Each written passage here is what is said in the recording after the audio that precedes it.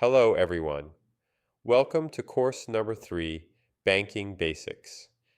Today, we're going to explore 3 common types of bank accounts: checking accounts, savings accounts, and certificates of deposit, or CDs.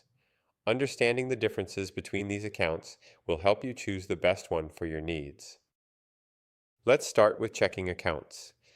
A checking account is designed for everyday use, depositing money, paying bills, and making purchases with a debit card. They usually earn little or no interest, but the advantage is convenience and easy access to your money.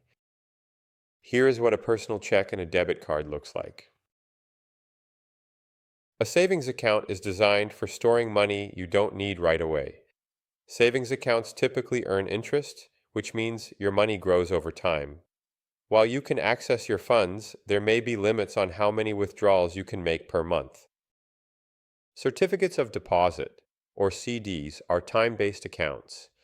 You agree to keep your money in the account for a set period, like 6 months, 1 year, or longer, in exchange for a higher interest rate. The catch? If you withdraw early, you'll pay a penalty. CDs are best when you know you won't need the money for a while. So how do these accounts compare? Checking accounts are best for daily spending. Savings accounts help you build a financial cushion. CDs reward you with higher interest if you can lock your money away. Many students use a mix, for example, a checking account for daily expenses and a savings account for emergencies.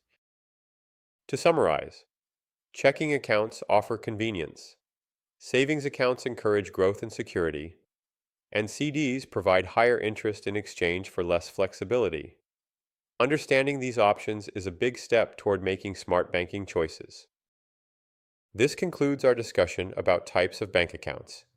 In the next lesson, we will learn about how banks and credit unions operate. See you then.